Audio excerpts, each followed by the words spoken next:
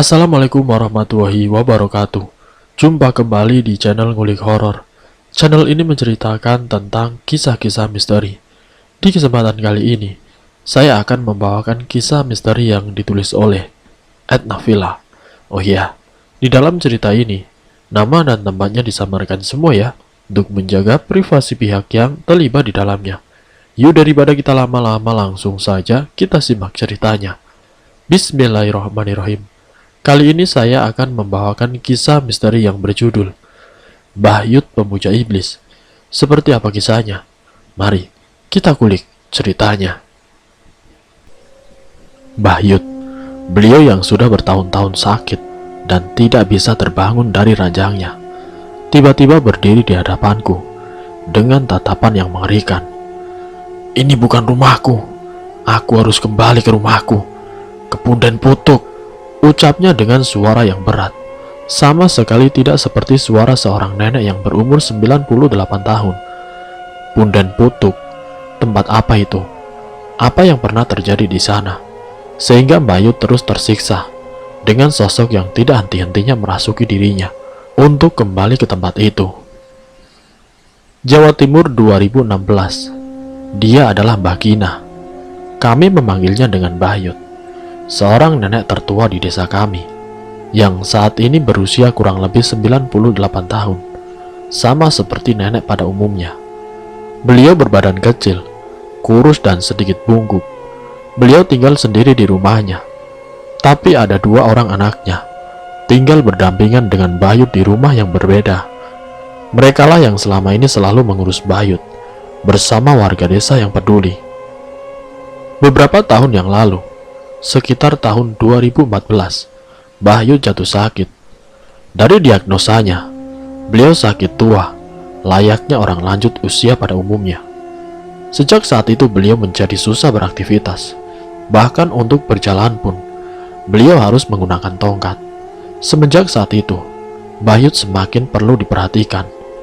Untuk kebutuhan hidup, kedua anak Bahyut selalu memperhatikan, mulai dari makan hingga keperluan lainnya. Dan saya adalah Rini. Saya tetangga yang tinggal di sebelah rumah Bahyut. Ada cerita yang cukup bikin merinding dan membuat seluruh desa menjadi heboh kala itu.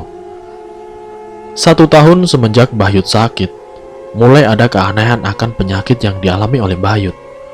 Awalnya saya dan keluarga merasa terganggu dengan keberadaan Bahyut saat kejadian itu. Bukan tanpa alasan.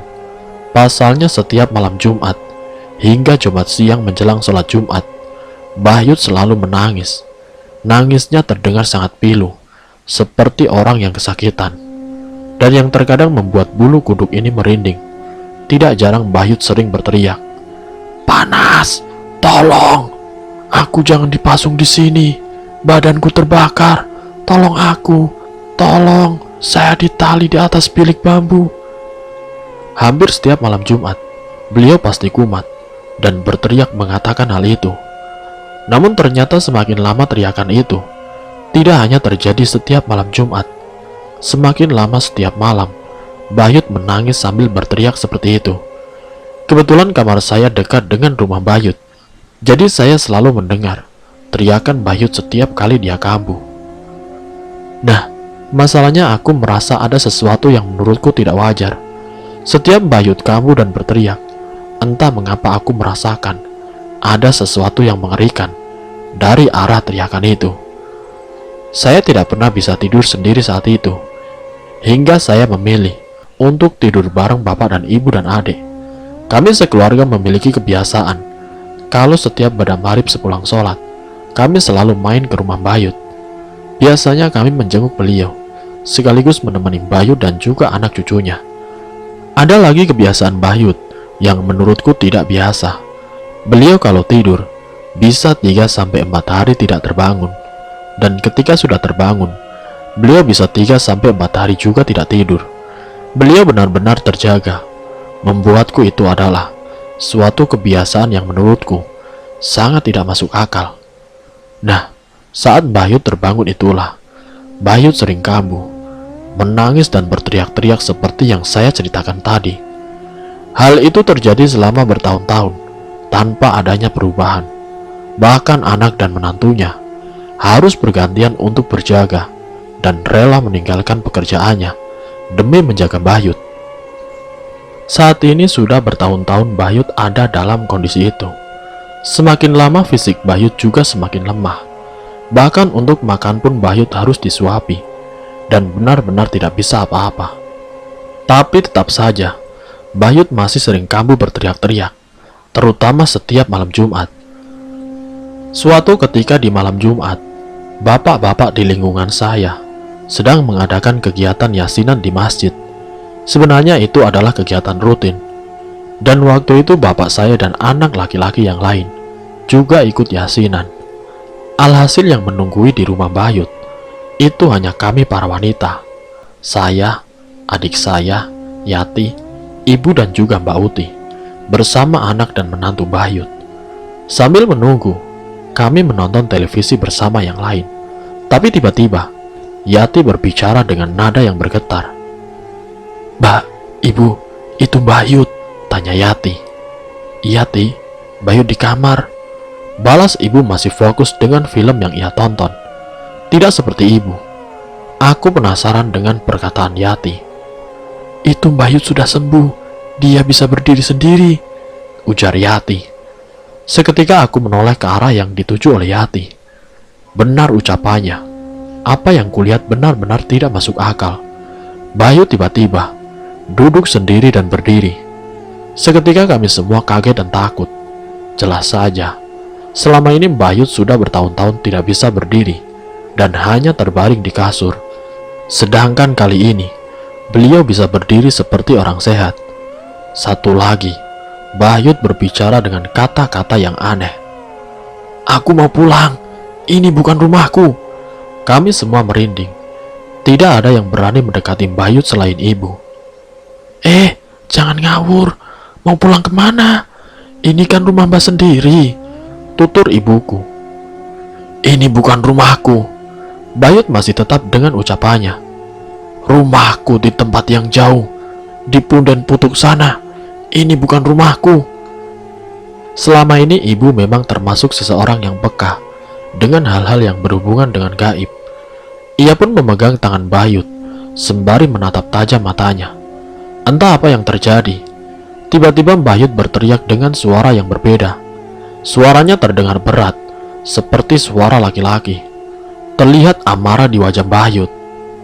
"Kamu anak kemarin sore, jangan berani-beraninya kamu melototin saya," ancam Bahyut dengan suara yang mengerikan. Saat itu ibu segera meminta tolong menantunya Bahyut yang bernama Mbah Nimas untuk memegangi tangannya. Aku ikut memegangi kakinya. Di sebelah kami semua ada Mbak Uti yang berdoa sebisanya dengan harapan bisa menenangkan Bahyut.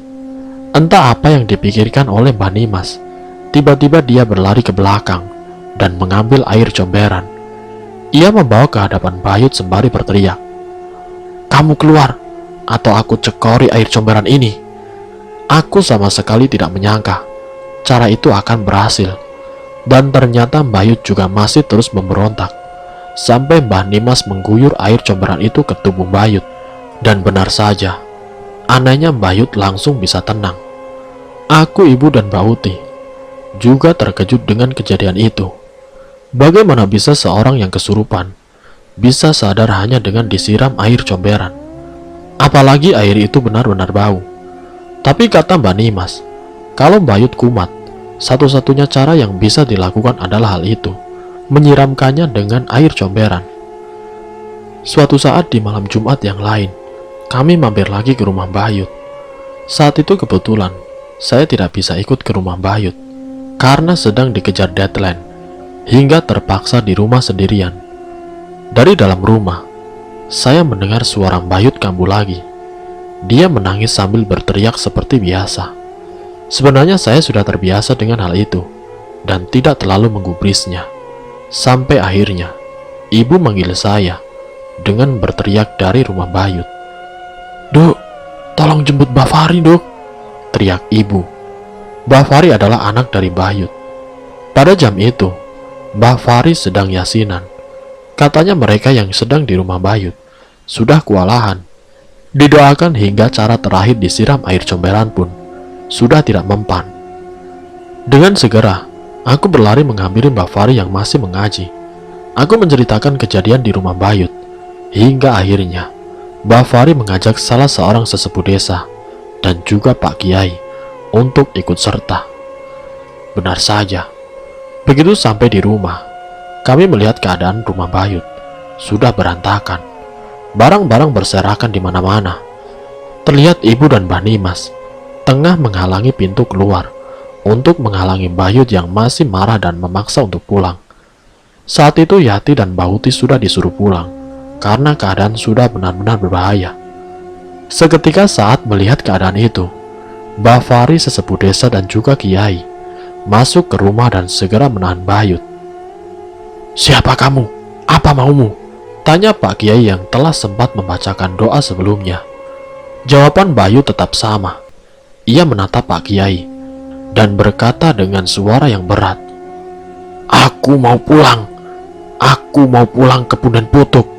Ini bukan rumahku." Dengan berbagai cara mereka mencoba menahan Bayut, bahkan hingga dipasung. Namun mereka masih saja kalah tenaga dan bahkan terpental hingga ke belakang. Memang sulit dipercaya, tapi saat itu aku melihatnya dengan mata kepalaku sendiri, dan masih ada saksi yang lain juga. "Mbak Fari, tunggu di luar dan ikuti aba-aba saya." Tiba-tiba Pak Kiai memerintahkan Mbak Fari, seolah memiliki sesuatu rencana.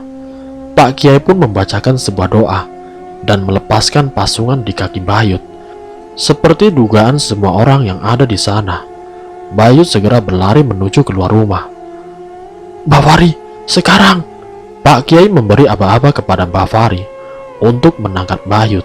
Tepat saat Bayut keluar dari pintu rumah dan tertangkap oleh Mbak Fari, tiba-tiba Bayut kembali tenang dan tidak berdaya seperti sebelumnya. Kejadian malam itu benar-benar membekas di kepalaku. Sebuah kejadian yang sangat tidak masuk akal dan membuatku semakin merasa penasaran dengan apa yang terjadi dengan Bayut. Sayangnya kejadian itu bukanlah akhir dari masalah yang dialami oleh Bayut. Keadaan Bayut semakin mengenaskan. Ia semakin sering kambuh dan kesurupan. Bahkan saat tidur pun, kaki Bayut harus diikat ke kaki Mbak Fari dan juga Mbak Nimas. Pasalnya sempat kejadian, pada saat Bayut tidur, ia kembali kambuh dan mencoba untuk melarikan diri. Anggota keluarga yang semakin khawatir pun mencoba mencari pertolongan dari berbagai pihak, mulai dari pertolongan medis, orang pintar, kiai dari berbagai kota, bahkan luar daerah. Sayangnya masih tidak ada solusi dari mereka. Ada yang bilang Bayut ketempelan leluhur beliau. Ada pula yang bilang Bayut ketempelan anak beliau yang sempat keguguran dulu. Bahkan ada yang bilang Bayut harus melakukan suatu syarat untuk diselesaikan. Entah, saya tidak mengerti dengan itu semua. Ada lagi yang lebih nyeleneh. Ada seorang yang menuturkan lebih pantas disebut dukun. Anak Bayut yang di luar kota mencarikan dukun ini. Menurut dukun itu, rumah Bayut dikirim sesuatu seperti santet. Dukun itu melakukan ritual di rumah Bayut. Ia juga membawa sebuah telur, ditempelkan ke tubuh Bayut sambil membaca mantra. Telur itu dipecahkan dan ada jarum karatan di dalamnya. Bayut ini disantet di bagian perutnya. Saat kambuh, perutnya akan membesar, ucap dukun itu. Saat itu kami semua yang menyaksikan hanya mengiyakan saja. Padahal kami tahu dengan jelas bahwa yang dukun itu katakan tidak terjadi. Saya juga tidak tahu itu jarum dari mana. Bahkan beberapa dari kami ada yang menertawakan dukun itu. Dukun itu juga menanam banyak sesaji di rumah Bayut, dan sialnya entah mengapa intensitas kambuhnya Bayut menjadi semakin sering. Nah, rumah kami terletak di daerah pegunungan. Di depan daerah rumah kami adalah sawah dengan model terasering yang berunduk-unduk. Selisih tinggi antar petak itu lumayan tinggi, paling rendah 1 meter dan yang paling dalam bisa hingga 4 meter. Semakin ke bawah akan semakin curam, dan sawah di depan kami ada sampai 4 undakan. Sekat antara sawah satu dan lainnya dibatasi dengan sungai kecil. Ada jembatan bambu yang dibuat di sana. Tapi untuk melewatinya juga cukup sulit. Untuk melewati jembatan itu harus benar-benar menjaga keseimbangan. Kalau sampai jatuh, hampir dapat dipastikan bisa keseleo atau bahkan patah tulang dengan curamnya sungai. Setelah sungai kecil, ada kebun tebu seluas 3 hektar yang bentuknya seperti lembah. Jadi kalau diurutkan, sawah atas yang berundak, nyebrang sungai, kebun tebu, dan sawah berundak lagi di bawah. "Duk, di luar hujan?" tanya ibu. "Iya bu, sudah dari jam 11 siang tadi," balasku. Saat itu hari sudah mulai malam. Memang kalau dari dalam, tidak terasa kalau di luar sedang hujan. Orang sini menyebutnya hujan mendung putih, di mana tetesan hujan yang berupa rintik-rintik dan awet. "Bapak tidak yasinan?" tanya ibu pada bapak yang masih tenang di rumah. Padahal hari ini adalah malam Jumat. "Enggak bu, lagi libur, tidak ada yang datang," balas bapak. "Walah, kita mampir rumah Bayut enggak?" tanya ibu. Kami semua saling menatap, saling menunjukkan rasa malas sambil menonton TV. Akhirnya kami pun sepakat untuk tidak menemani Bayut. Saat hari semakin larut, tiba-tiba bapaknya menyeletuk. "Tumben ya, Bayut malam Jumat begini tenang-tenang saja. Biasanya jam segini sudah mulai kambuh." "Iya pak, mungkin lumayan bisa tenang," balasku sembari masih menikmati menonton televisi bersama yang lain. Aku ingat sekali, hari itu Kamis Legi. Awalnya kami serumah senang, karena tidak mendengar suara berisik seperti biasanya. Dan saat kami intip keluar, kondisi di rumah Bayut juga adem ayem. Tapi ketegangan itu, rupanya hanya berlangsung sebentar. Tepat pukul 9, kami semua selesai menonton televisi dan masuk ke kamar masing-masing. Kami sudah yakin akan bisa tidur dengan nyenyak, apalagi kamarku yang paling berdekatan dengan rumah Bayut. Tapi ternyata tidak. Terdengar suara ketukan pintu di rumah kami malam itu. Aku menoleh ke arah jam dinding. Saat ini jam 12:30 dini hari. Aku yang merasa aneh, hanya membiarkan saja, tanpa berani membuka. Tapi semakin lama, terdengar suara orang berteriak memanggil. "Pak, tolong pak, Bayu tidak ada." Itu adalah suara Mbak Fari. Sontak kami semua keluar dan panik. "Innalillahi wa inna ilaihi roji'un," ucap kami sekeluarga saat membuka pintu untuk Mbak Fari. "Tidak pak, Bayu tidak meninggal, Bayu hilang," jelas Mbak Fari. Kami pun bingung dan meminta penjelasan dari Mbak Fari. "Sekitar jam 12 tadi, saya terbangun untuk ke kamar mandi. Jadi saya melepaskan ikatan kaki saya ke Bayut. Dan pas kembali, tiba-tiba Bayut sudah tidak ada," jelas Mbak Fari. "Lah terus Mbak Nimas? Bukannya Mbak Nimas juga tidur sama Bayut?" tanya ibuku. "Nah itu, tiba-tiba ikatan di kaki Mbak Nimas juga terlepas. Dia pun tidak sadar," jawab Mbak Fari. Mbak Fari juga sudah membangunkan Mbak Nimas. Mereka mencari hingga ke pekarangan, kandang, kamar mandi dan juga sekitar rumah. Sayangnya keberadaan Bayut sama sekali tidak ditemukan. Hujan turun semakin deras. Kami pun membantu Mbak Fari membangunkan tetangga untuk membantu mencari Bayut. Seluruh pria dalam satu RT membantu kami untuk mencari Bayut, mulai dari yang tua hingga yang masih muda. Pak RT pun mengatur warga untuk membentuk beberapa kelompok pencarian. Pencarian dilakukan ke seluruh tempat yang mungkin didatangi oleh Bayut, mulai dari petak sawah, menelusuri sungai, hutan bambu, pekarangan warga, sembari menabuh kentongan dan memanggil nama Bayut. Di tengah hujan deras itu, para pemuda dan bapak-bapak mencari hingga berjam-jam sampai ke ujung kampung. Di tengah hujan deras itu, para pemuda dan bapak-bapak mencari hingga berjam-jam sampai ke ujung kampung. Namun tidak ada tanda-tanda keberadaan dari Bayut. Bahkan ada beberapa tempat yang mencurigakan, yang sampai diperiksa 3 kali dengan senter. Namun tetap tidak ada petunjuk. Pencarian itu terus dilakukan oleh warga bahkan hingga terdengar tahrim subuh. Saat itu warga sudah kebingungan. Setelah lebih dari 4 jam mencari keberadaan Bahyut di bawah hujan deras, saat itu warga memutuskan untuk melaksanakan sholat subuh di masjid sembari berdoa agar Bahyut segera ditemukan dalam kondisi apapun. Setelah itu Pak Kiai dan juga Pak RT memutuskan agar pencarian Bahyut dilanjutkan ketika matahari sudah muncul, agar lebih mudah dan tidak berbahaya untuk warga. Sambil menunggu matahari terbit, kami semua kembali berkumpul di rumah Mbak Fari. Kami menunggu dengan cemas dan khawatir tentang keadaan dari Bahyut. Bahyut ketemu. Orangnya di sini, masih hidup. Tiba-tiba terdengar suara teriakan dari seseorang yang masuk ke dalam rumah. Sontak seluruh warga segera mengikuti orang itu menuju tempat di mana Bahyut berada. Aku tidak mungkin lupa. Malam itu kondisi hujan sangat deras, tapi yang terlihat di hadapan kami benar-benar tidak dapat dipercaya. Bahyut tergeletak di tengah ladang tebu dengan dikerubuti semut ranggang dalam keadaan kering. Anehnya tidak ada sedikit pun goresan luka dari daun tebu atau apapun di sana di tubuh Bahyut.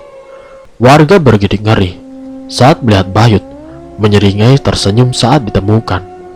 Walau begitu, warga yang menghampiri tetap memaksa untuk mengangkat tubuhnya menaiki motor.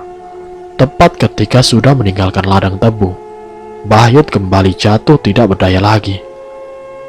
Pak, gak mungkin kan Bahyut bisa ke tengah ladang tebu ini sendirian? Ini jauh banget loh dari rumah. Tanyaku pada bapak. Bapak juga tidak ngerti, Nduk. Berarti kan harusnya Bahyut harus lewat pinggiran tebing dan nyebrang jembatan bambu. Benar-benar aneh, balas bapak yang juga tidak mengerti. Walau kembali dalam tubuh lemah, tapi Bahyut masih tersadar. Bahyut kenapa? Kok bisa sampai ke kebun tebu sana? Tanya Pak RT mencari tahu apa yang terjadi. Bahyut menjawab dengan tatapan yang lemah. Aku semalam diajak bapak naik beca, nonton ludruk. Bapak yang dimaksud Bahyut adalah almarhum suaminya yang sudah lama meninggal. Jelas seluruh warga terheran-heran mendengar jawaban dari Bahyut yang seperti itu. Namun karena sudah memastikan Bahyut sudah tenang, kami dan seluruh warga pun memutuskan untuk pulang ke rumah masing-masing. Kejadian hilangnya Bahyut saat itu benar-benar membuat satu desa bingung. Apalagi semenjak kejadian itu, kesehatan Bahyut semakin menurun hingga tidak bisa berbuat apa-apa selain terbaring di ranjang. Setelah kejadian itu juga mulai terdengar cerita-cerita aneh. Ada beberapa bapak-bapak yang bertugas untuk ronda. Saat mereka melewati rumah Bahyut, mereka melihat sosok kakek-kakek duduk di teras rumah Bahyut, terdiam tanpa melakukan apapun. Saat selesai berkeliling dan ingin menyapa kakek itu, anehnya kakek itu sudah menghilang tanpa jejak. Hal ini terjadi beberapa kali dan disaksikan oleh beberapa orang yang melakukan ronda. Mengetahui kejadian itu, aku pun mencoba mencari tahu sebenarnya ada apa dengan Bahyut sampai ada banyak kejadian aneh tentangnya. Ada ritual pesugihan yang pernah dilakukan Bahyut bersama almarhum suaminya. Mbah Uti mencoba menceritakan apa yang ia tahu padaku. Punden Putuk itu adalah tempat sakral yang berada tidak jauh dari desa kita, tambah Mbah Uti. Itu tempat apa, Mbah Uti? Memangnya Bahyut ngapain di sana? Tanyaku penasaran. Bahyut menghela nafas, seolah berusaha mengingat apa yang terjadi di masa lalu. Dulu Bahyut itu orang tidak punya. Beliau bersama almarhum suaminya akhirnya memutuskan untuk melakukan ritual pesugihan, yaitu di Punden Putuk. Aku memperhatikan ceritanya benar-benar. Rasa penasaranku sangat tidak terbendung kali ini. Dulu rumah Bahyut ini dihias serba hijau, mulai dari gorden, taplak meja, kelambu, spray, dan semua ornamen rumahnya berwarna hijau. Yang mengerikan lagi, saat beberapa anak dan cucunya yang ada di dalam kandungan meninggal, beberapa orang yang mengerti mengatakan bahwa mereka dijadikan tumbal oleh Bahyut dan juga almarhum suaminya. Cerita Mbak Uti saat itu benar-benar membuatku merinding. Demi kekayaan, Bayut sampai tega mengorbankan janinnya dan juga janin cucunya yang belum lahir. Kalau Mbak Uti ingat dulu, almarhum suami Bayut juga kesulitan meninggal saat sedang sakaratul maut. Siksanya begitu berat. Lanjut Mbak Uti dengan wajah yang memelas mengingat kejadian itu. Saat itu sesepuh desa meminta disembelihkan kambing kentit yang berwarna putih hitam. Kambing itu disembelih di Punden Putuk, tempat Bayut dan almarhum suaminya melakukan pemujaan. Sesepuh desa menceritakan saat ia menyembelih kambing itu, di sana ia dibantu oleh banyak sosok. Konon kabarnya sosok-sosok itu adalah para tumbal yang rohnya disandra di sana. Aku hampir tidak percaya dengan cerita Mbak Uti. Namun apa yang terjadi tentang Bayut membuat semua cerita Mbak Uti menjadi masuk akal. Di tahun 2018, aku dipindah tugaskan di luar kota. Hingga lama tidak mendengar kabar tentang Bayut. Saat-saat itu aku teringat saat kecil, saat Bayut masih menempati rumah joglo yang memiliki 3 kamar berjajar. Aku selalu ingat bahwa kami dan orang lain dilarang untuk memasuki kamar tengah di rumah itu. Pernah sesekali kamar itu terbuka, dan beberapa kami sempat melihat apa yang ada di dalam.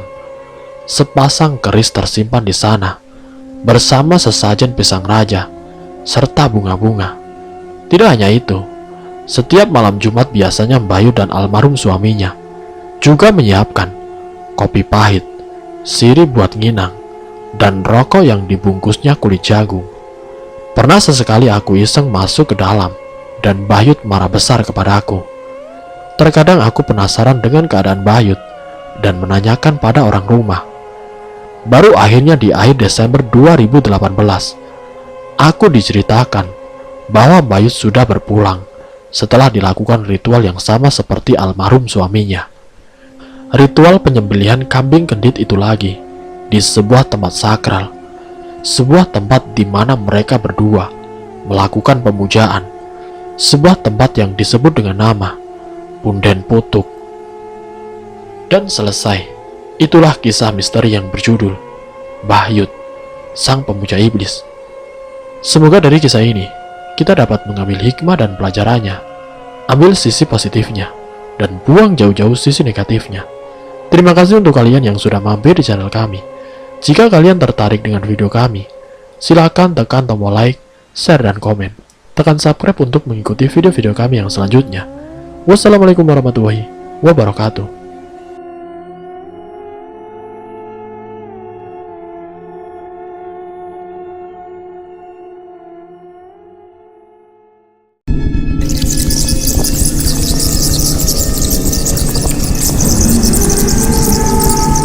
Selamat datang di channel Ngulik Horor.